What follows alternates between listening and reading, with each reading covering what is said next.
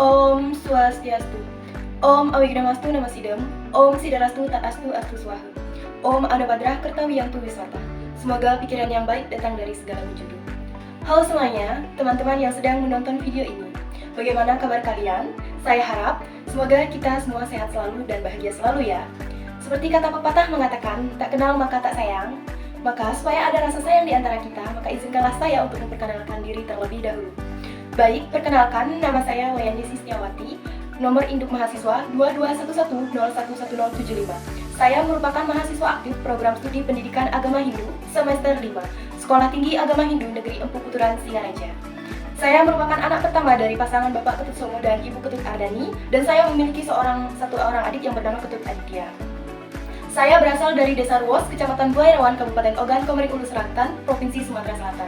Namun kini saya bertempat tinggal di Perumahan Banyuning Indah, Blok Masula Masuli, Kabupaten Buleleng, Provinsi Bali. Baiklah, pada video kali ini saya akan menyampaikan suatu materi terkait dengan tugas yang diberikan pada mata kuliah Niti Sastra dengan dosen pengampu, Bapak I Ketut Pasek Gunawan, MPDH. Oke, mungkin sekian dulu ya opening dan perkenalan diri dari saya. Selanjutnya akan saya sampaikan terkait materi yang saya pilih untuk saya sampaikan pada video kali ini. Adapun materi yang saya pilih yaitu Catur Kotamaning Nerpati, tepatnya pada bagian kedua yaitu Kaprahitaning Praja. Selamat menyaksikan! Berdasarkan sumber referensi berupa buku yang berjudul Niti Sastra, Ilmu Kepemimpinan atau Manajemen Berdasarkan Agama Hindu, karya Dr. Andes K.M. Suhardana. Catur Kotamaning Nerpati adalah ajaran kepemimpinan Hindu yang mengajarkan tentang 4 sifat utama yang hendak diketahui, dimiliki, dan dilaksanakan oleh seorang pemimpin. Ini merupakan ajaran kepemimpinan yang dipergunakan pada zaman Majapahit. Namun, 4 sifat ini masih relevan dan perlu diketahui oleh pemimpin umat Hindu yang ada di zaman sekarang. Maka dari itu, ajaran Catur Kotamaning Nerpati ini hendaknya terus diajarkan dari generasi ke generasi untuk membekali calon-calon pemimpin Hindu di masa depan. Berdasarkan namanya, Catur Kotamaning Nerpati ini berasal dari kata catur, maka sudah tentu berarti bagiannya terdiri dari 4. Nah, adapun bagian-bagiannya yaitu yang pertama, Jenana Wisesa Suden. Apa itu? Artinya, seorang pemimpin harus menguasai ilmu pengetahuan yang suci, baik yang bersumber dari manusia maupun Tuhan, atau yang disebut dengan kitab suci Weda. Pengetahuan ini perlu dipelajari untuk digunakan mencapai tujuan yang mulia. Dengan memiliki ilmu pengetahuan, maka seorang pemimpin sepatutnya dapat mempertanyakan segala sesuatu, baik yang sudah benar maupun yang salah sekalipun. Sebab, seorang pemimpin tidak hanya menerima mentah-mentah segala informasi yang didapat. Sehingga, semua wajib dipertanyakan layaknya seorang filsuf atau orang yang sedang berfilsafat. Dengan bermodalkan pengetahuan, seorang pemimpin dapat memutuskan suatu hal dengan banyak pertimbangan. Lanjut, yang kedua, Kaprahitaning Praja. Apa itu? Jadi artinya seorang pemimpin harus memiliki jiwa welas asih atau rasa kasih sayang kepada semua makhluk ciptaan Tuhan. Nah, rasa kasih sayang ini tentunya untuk semua orang termasuk bawahan atau anggotanya jika dalam sudut pandang pemimpin. Pemimpin memposisikan diri mampu membantu siapa saja yang memerlukan bantuannya, terkhusus untuk orang-orang yang sedang dalam kesulitan atau menderita. Pemimpin memperhatikan rasa simpati terhadap semua orang tanpa memandang derajat, jabatan maupun status sosialnya. Dengan rasa simpati, seorang pemimpin dapat memberikan kesempatan kepada bawahannya untuk dapat menjelaskan tentang diri mereka masing-masing, terkait kekurangan maupun kelebihan yang mereka miliki. Sehingga, pemimpin dapat menempatkan mereka pada tugas yang sesuai dengan kemampuan dan kegemaran mereka. Yang ketiga, Kawiryan. Artinya, seorang pemimpin harus memiliki sifat pemberani. Berani dalam artian, berani karena benar, berani membela yang benar, terutama rakyat atau orang yang sedang dalam kesulitan. Seorang pemimpin hendaknya menegakkan kebenaran, berani untuk mengambil keputusan walaupun penuh dengan resiko, dan tidak takut kegagalan. Selanjutnya, yang keempat, Wibawa. Artinya, seorang pemimpin harus selalu berpegangan kepada kebenaran, keadilan, dan kejujuran. Memiliki wibawa yang akan dipandang baik oleh anggota ataupun orang lain. Sebab pemimpin harus memiliki wibawa akan disegani atau disenangi oleh anggota atau orang lain. Nah, dalam arti lain juga, seorang pemimpin tidak memutuskan suatu hal atau hasil kerja berdasarkan pendapat pribadinya, serta pemimpin mampu memberikan evaluasi kepada bawahannya. Nah, jadi itu tadi teman-teman ya, keempat bagian dari catur Kotamaning Merpati. Namun, pada video kali ini saya akan membahas lebih intens terkait salah satu dari keempat bagian tersebut, yaitu Kaprahitaning Praja. Nah, pada video kali ini saya akan membahas catur Kotamaning Merpati bagian Kaprahitaning Praja dari sisi teks dan konteksnya. Tentunya, ini merupakan hasil analisis yang saya sampaikan pada video kali ini yang didukung dari beberapa referensi yang relevan, serta saya dapatkan saat pembelajaran di kelas pada mata kuliah Dikti Sastra. Nah teman-teman, berikut adalah penjelasan yang dapat saya sampaikan terkait dengan catur Kotamaning Merpati bagian Kaprahitaning Praja. Dikutip dari artikel yang berjudul Konsep Kepemimpinan Catur Kotamaning Merpati dalam Kekawin Niti Sastra oleh Ibu Tu Agus Aryana Giri, mendefinisikan kepemimpinan sebagai seni yang menggerakkan orang lain guna mencapai tujuan tertentu. Seni menciptakan kepatuhan orang lain kepada pemimpin. Kepatuhan yang dimaksud ialah di mana seorang bawahan atau anggota pada suatu kelompok tertentu dapat terpengaruh atau diperintah oleh pemimpinnya. Jadi mereka menaati perintah dan dapat dipengaruhi oleh pemimpinnya. Sedangkan definisi pemimpin jika secara sederhananya yang pernah disampaikan oleh dosen saya pada saat perkuliahan ialah pemimpin itu adalah seseorang yang mampu mengambil keputusan. Kaprahitaning Praja atau welas asih. Menurut pendapat Uyana, welas asih adalah rasa kasih seorang raja yang mendorong kegiatan untuk menolong orang-orang yang sedang menderita, baik menderita karena kemiskinan, material, ataupun rohani. Pada dasarnya, semua agama mengajarkan umatnya untuk senantiasa memiliki rasa welas asih dan menerapkannya dalam kehidupannya. Dalam agama Hindu, welas asih sering dikenal dengan sebutan Tatwam Asih. Aku adalah kamu, kamu adalah aku. Rasa welas asih ini mencerminkan manusia sebagai makhluk Tuhan yang memiliki pikiran dan hati nurani, yang senantiasa peduli dengan orang lain, terutama orang yang sedang dalam kesusahan atau kesulitan. Menerapkan rasa welas asih dengan menghilangkan segala kebencian atau dengki kepada orang lain dan menganggap orang lain adalah saudara kita, atau kita sebut dengan Tatwam Asih. Nah, dalam kitab suci Weda, sifat welas asih dari seorang pemimpin itu ditandai dengan sifat murah hati, suka menolong orang lain, dermawan atau suka memberi, yang telah disabdakan oleh Tuhan Yang Maha Esa sebagai pedoman oleh umat manusia. Dalam bersedekah atau berpunia yang dapat dilakukan oleh seorang pemimpin melalui berbagai bentuk, misalnya berminum ilmu pengetahuan, uang atau harta benda, makanan, dan lain sebagainya. Nah, rasa welas asih tidak semata-mata tentang kedermawanan, namun di mana seorang pemimpin mampu menyayangi dan mencintai rakyatnya, memperlakukan orang lain sebagaimana manusia atau memanusiakan manusia. Nah, dalam Hindu, kemurahan hati adalah wujud dari Dharma, yakni berupa pemberian, sebagaimana yang diungkapkan dalam Atharva Weda Mandala 3 Sukta 24 Sloka 5 yang berbunyi Sata Hasta Sama Hara Sahasra Hasta Samkira. Terjemahannya, wahai umat manusia, perolehlah kekayaan dengan 100 tangan dan dermakanlah itu dalam kemurahan hati dengan 1000 tangan. Baiklah teman-teman, pada kutipan mantra atau sloka Atharva Weda tersebut dapat kita maknai bahwa sebagai manusia yang baik, hendaknya kita dapat mengupayakan mencari kekayaan dengan cara yang benar. Begitu juga halnya dengan seseorang yang hendak mencari kedudukan sebagai seorang pemimpin, dimanapun itu dan apapun jabatannya, hendaknya memperoleh kedudukan tersebut dengan cara yang baik dan bersih. Dilaksanakan sesuai dengan norma-norma atau ajaran agama yang berlaku. Perlu disadari juga bahwa dalam memperoleh kesuksesan sebagai pemimpin, tentunya bukan semata-mata karena dirinya sendiri, melainkan ada ulur tangan orang lain. Nah, maka dari itu, hendaknya pemimpin memiliki sifat rendah hati dan welas asih kepada orang lain atau rakyatnya. Mendermakan sebagian hartanya kepada rakyat atau orang lain yang membutuhkan atau orang yang sedang dalam kesusahan atau kesulitan, serta menyayangi semua rakyatnya tanpa rasa pilih kasih.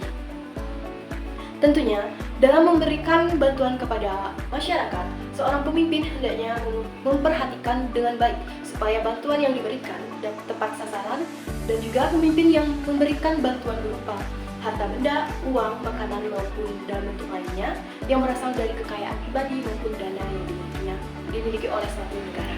Nah, dalam Niti Sastra Sarga 4 Sloka 6 yang berbunyi Wong dinatiti yogya yang sungane dana tekapira sang utameng praja muang dewa stana tan winursita rubuh wangunen ike paha harja sembahan dina preta samaskaran tepahayun lepasa kena teken semasana ye biakta labaning aswameda kretu labanira siniwi ring sura layu. Terjemahannya, orang termuka patut memberikan sedekah kepada tamu yang miskin, membangun kembali candi yang sudah roboh dan tidak terpakai lagi, lalu menghiasinya supaya dapat dipergunakan lagi sebagai tempat bersembahyang. Ia patut mengadakan korban bagi jiwa-jiwa yang sengsara, supaya jiwa-jiwa itu terlepas dari kubur. Dengan jalan begitu, ia berjasa seperti orang yang mengadakan upacara kurban Aswameda. Ia akan dimuliakan di Suralaya. Jadi teman-teman, dalam kutipan Niti Sastra Sarga 4 Sloka 6 tersebut, orang terkemuka yang dimaksud adalah para pemimpin. Cerminan rasa welas asih seseorang pemimpin secara horizontal terlihat saat memperlakukan masyarakatnya yang miskin bagaikan tamu yang patut dihormati dan dilayani dengan baik. Pemimpin harus menyadari bahwa adanya rakyat miskin tersebut membawa peranan yang sangat besar dalam proses pengukuhan dirinya sebagai seorang pemimpin. Secara vertikalnya, pemimpin harus mencurahkan rasa welas asihnya kepada Tuhan sebagai asas tertinggi yang mengadakan dan mentiadakan segala sesuatu yang ada di dunia ini.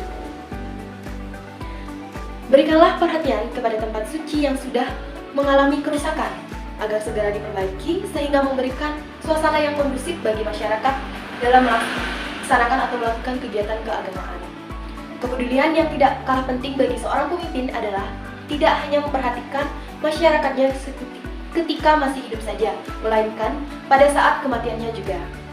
Jikalaupun ada masyarakat yang tidak mampu mengupacarai kerabatnya yang telah meninggal dunia, maka sudah sepantasnya dan sepatutnya seorang pemimpin yang mengambil alih kewajiban tersebut sebagai bentuk tanggung jawab moralnya kepada rakyat. Jika hal tersebut mampu dilakukan, kemuliaan seorang pemimpin disamakan dengan seorang raja yang melakukan upacara Aswameda. Nah, implementasi nyata yang dapat kita temukan terkait makna dari penggalan sloka tersebut ialah diadakannya program renovasi pura-pura oleh pemerintah dan dilaksanakannya upacara fitriyatni yaitu mabit massal oleh pihak desa, adat ataupun tokoh agama terkait dengan tujuan dapat meringankan beban masyarakat yang kurang atau tidak mampu dalam mencarai kerabatnya yang sudah meninggal. Dalam artikel yang saya jadikan referensi tersebut, Swami Wiwekananda menyatakan 3 hal yang patut didermakan, yaitu Widya Dana, yang artinya memberikan pengetahuan. Kedua, Dharma Dana, yang artinya memberikan pendidikan budi pekerti yang luhur untuk merealisasikan ajaran agama. Dan yang ketiga, Arta Dana, yang artinya memberikan materi yang dibutuhkan oleh orang lain. Nah, ketiga hal tersebut tentunya sangat relevan dengan ajaran Catur Kotamaningdarpati dalam kepemimpinan agama Hindu, di mana seorang pemimpin hendaknya harus memiliki ilmu pengetahuan atau jenana wisesa suda, memiliki budi pekerti yang luhur, dan memiliki rasa welas asih atau dermawan kepada orang lain, terutama kepada orang yang membutuhkan. Sifat kepemimpinan yang tertuang di dalam Niti Sastra Sarga 15 Sloka 11 yang berbunyi Patya Tigolahen Ike Mapatih Wisesa, lengkap muruhin guna sama lawan kasura. Dharma takama kawenang ye kaniscayen tuas yang nirguneku tilaren tu tekep narendra. Terjemahannya, 3 hal yang patut dilakukan untuk menjadi raja besar, yaitu ia harus memiliki pengetahuan yang luas dan utuh, ia haruslah gagah berani dan mempunyai kesanggupan dan keyakinan untuk mencapai maksud dan tujuannya berdasarkan hukum dan aturan yang ada. Jika ada yang tidak berguna, maka harus ditinggalkanlah oleh raja. Dapat disimpulkan bahwa untuk menjadi seorang pemimpin yang hebat, maka seseorang setidaknya harus memiliki 3 hal tersebut. Pertama, pengetahuan yang luas dan utuh. Agar pemimpin dapat memahami semua masalah dengan baik dan mampu memecahkan masalah tersebut tanpa harus merugikan sisi-sisi yang ada. Kedua, adalah keberanian, kesanggupan, dan keyakinan untuk mencapai maksud dan tujuan yang telah ditetapkan berdasarkan hukum dan aturan yang ada. Ketiga, adalah kemauan seseorang pemimpin untuk bisa meninggalkan hal-hal yang tidak baik dan tidak bermanfaat. Maka hendaknya seorang pemimpin memperhatikan dengan baik ketiga hal tersebut, sebagaimana firman dalam menjalani swadharma sebagai seorang pemimpin. Nah, berbicara tentang sifat kepemimpinan Hindu, yaitu kaprahitaning praja atau rasa welas asih seorang pemimpin. Dalam agama Hindu ada ajaran yang relevan dengan ajaran kepemimpinan Hindu, yaitu kaprahitaning praja, yakni ajaran Triparata. Berdasarkan sumber referensi berupa artikel yang berjudul Implementasi Ajaran Asih dalam Triparata, upaya revitalisasi sikap toleransi generasi Z. Secara etimologi, Triparata berasal dari bahasa Sanskerta, yaitu kata tri yang berarti tiga, parata berarti kebahagiaan, kesejahteraan, dan keselamatan. Dalam hal ini, Triparata berarti tiga sifat atau perilaku mulia yang menjadi landasan utama untuk mencapai kesempurnaan, kebahagiaan, dan kemuliaan hidup manusia. Namun, secara umum, Triparata berarti tiga hal yang harus dimiliki dan diimplementasikan oleh umat Hindu guna terwujudnya kesempurnaan spiritual serta terwujudnya keselamatan, kebahagiaan, dan juga kesejahteraan hidup manusia. Berdasarkan analisis saya, sifat utama yang harus dimiliki oleh seorang pemimpin yaitu kaprahitaning praja atau welas asih. Ini berkaitan dengan ajaran Triparata, sehingga hendaknya dari kedua ajaran ini harus dipelajari dan diimplementasikan secara bersamaan oleh seorang pemimpin. Nah, adapun bagian-bagian dari Triparata adalah sebagai berikut. Yang pertama, asih, artinya kasih sayang atau mengasihi atau menyayangi. Jadi setiap perbuatan manusia hendaknya didasari dengan perasaan kasih sayang, sehingga maksud dan tujuan perbuatan itu mengarah kepada kebenaran dan kebaikan. Setiap makhluk ciptaan Tuhan wajib untuk dikasihi dan disayangi guna terbentuknya hubungan yang harmonis. Begitu pula halnya seseorang pemimpin. Dalam catur kota Maningmerpati bagian kaprahitaning praja ini, seorang pemimpin harus memiliki rasa cinta dan kasih terhadap masyarakatnya atau anggotanya. Seseorang pemimpin yang melakukan suatu perbuatan dengan didasari oleh perasaan sayang, merasa simpati pada masyarakat yang berada dalam kesulitan, dan memperlakukan masyarakat dengan penuh kasih selayaknya manusia. Selanjutnya yang kedua ada punya. Punya artinya memberikan pemberian yang dilandasi dengan ketulus ikhlasan. Nah, pemberian ini dapat berupa harta benda material, bantuan atau pertolongan, perhatian, tenaga, pengetahuan, pemikiran, dan sebagainya yang bermanfaat bagi orang lain. Begitu pula seorang pemimpin harus memiliki sifat dermawan yang memberikan punya atau bantuan kepada orang lain atau masyarakatnya yang memang membutuhkan bantuannya. Nah, selanjutnya yang ketiga ada bakti. Bakti artinya sembah dan sujud kepada ide Sang Yang Dewasa atau Tuhan Yang Maha Esa. Bakti umumnya ditujukan kepada Tuhan, para dewa, orang tua, guru, termasuk juga kepada Allah. Seorang pemimpin sudah pasti harus berbakti kepada Tuhan, kepada dewa, kepada orang tua, guru, dan alam semesta. Sebab di balik kesuksesan seorang pemimpin tentunya tidak terlepas dari restu Tuhan melalui doa yang dipanjatkan oleh diri sendiri maupun orang lain, terutama orang tua serta keikutsertaan atau bantuan orang lain. Asih dalam ajaran Triparata merupakan cinta kasih, di mana cinta kasih ini mampu melandasi segala aspek seorang pemimpin. Seorang pemimpin melaksanakan punya dengan cinta kasih dan berbakti pula atas dasar kasih sayang, baik terhadap Tuhan maupun sesamanya. Sehingga dengan mengamalkannya senantiasa mampu menciptakan keharmonisan dan kedamaian sesuai tujuan agama Hindu, yakni Muksarta Menjagadita Yarcaitida. Seorang pemimpin yang memiliki sifat kaprahitaning praja atau welas asih, di mana asih yang berarti cinta kasih atau menyayangi dan mengasihi sesama makhluk dan lingkungan sebagaimana mengasihi diri sendiri. Sehingga sudah menjadi keharusan seorang pemimpin menyayangi dan mengasihi masyarakatnya dan lingkungannya, layaknya ia mengasihi diri sendiri. Dalam menjalankan kehidupan bukan hanya tentang pemimpin saja, namun semua orang sepatutnya harus saling asah atau menghargai, saling asih atau mencintai, dan saling asuh atau menghormati kepada sesama makhluk ciptaan Tuhan. Dengan tujuan supaya terwujudnya kedamaian, kerukunan, dan keharmonisan dalam kehidupan ini. Dan manusia dianggap makhluk paling sempurna dari semua makhluk. Meskipun demikian, manusia tidak boleh sombong, tidak boleh merasa tinggi atau bertindak seenaknya kepada manusia lain. Begitu pula seorang pemimpin yang notabene-nya ia adalah seorang manusia biasa, tidak boleh sombong, tidak boleh merasa paling tinggi karena memiliki jabatan atau status sosialnya, dan tidak boleh bertindak seenaknya kepada orang lain atau bawahannya atau rakyatnya. Hendaknya menumbuhkan rasa cinta kasih terhadap semua makhluk agar terwujudnya kehidupan yang damai. Hidup saling mengasihi di antara semua makhluk adalah tindakan manusia yang paling penting yang dapat mengarah pada pencapaian kebahagiaan abadi. Nah teman-teman, begitu pula yang disebutkan dalam Bhagavad Gita Adhyaya 12 Sloka 13 yang berbunyi Adwesta Sarwa Bhutanam Maitrah Karuna Ewaca Nirmamo Niraham Karaha Sama Duka Sukha Ksami. Terjemahannya, dia yang tidak membenci segala makhluk, bersahabat dan cinta kasih, bebas dari keangkuhan dan keangkuhan, sama dalam suka dan duka, dan pemberi maaf. Nah, jadi teman-teman, kutipan sloka tersebut dapat kita maknai bahwa dia yang dimaksud ialah seorang pemimpin, walaupun pada dasarnya dia yang dimaksud adalah Tuhan itu sendiri atau ide Sang Yang Widi. Namun dapat kita maknai bahwa seseorang pemimpin tidak boleh memiliki rasa benci kepada siapapun itu. Itu berarti pemimpin harus memiliki sifat kaprahitaning praja atau sifat cinta ulas asih kepada siapapun. Seorang pemimpin yang rendah hati tetap merasa tenang dalam suka maupun duka dan memberikan maaf kepada siapapun yang bersalah. Itulah dari sloka Bhagavad Gita tersebut dapat dipelajari oleh seorang pemimpin, dapat dicerminkan oleh seorang pemimpin yang harus memiliki sifat cinta atau ulas asih kepada sesama. Dapat saya berikan contoh sosok pemimpin yang ada di Indonesia yang mencerminkan sifat kaprahitaning praja, yaitu Presiden Joko Widodo, di mana beliau merupakan Bapak Presiden Republik Indonesia yang telah menjabat selama 2 periode.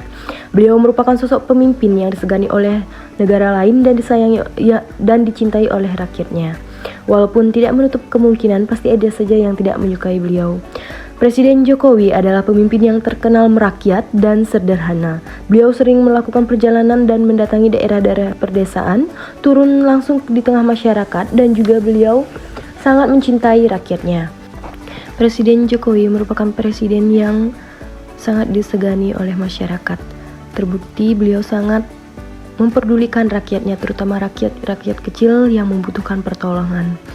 Di mana beliau juga dijuluki sebagai Bapak Infrastruktur karena pembangunan di mana-mana yang telah beliau lakukan selama beliau menjabat, terutama di daerah timur, yaitu di Pulau Papua. Selain Presiden Jokowi, ada salah satu kepala desa yang bernama Pak Gaguk yang merupakan kepala desa di Kaliasri di Kabupaten Malang. Beliau terkenal sebagai kepala desa yang baik dan sukses menjabat sebagai kepala desa. Berkat kinerjanya yang bagus, bahkan Bapak ini diminta oleh warga desa untuk menjabat lagi menjadi kepala desa. Beliau sangat mencerminkan sifat kaprahitaning praja, di mana beliau memiliki sifat ulas asih dan sangat dermawan. Hal tersebut dibuktikan ketika beliau tidak pernah memanfaatkan fasilitas lahan yang ada di desa untuk kepentingannya pribadi, dan bahkan beliau juga memberikan semua gajinya untuk kepentingan masyarakat. Nah, tentu saja teman-teman, Presiden Joko Widodo dan Bapak Gaguk ini merupakan pemimpin yang mencerminkan sifat kaprahitaning praja. Oke. Jadi cukup sekian materi yang dapat saya sampaikan pada video kali ini. Saya mohon maaf apabila ada kesalahan. Dan akhir kata saya tutup dengan Paramashanti Om, Santi Om. Semoga bermanfaat.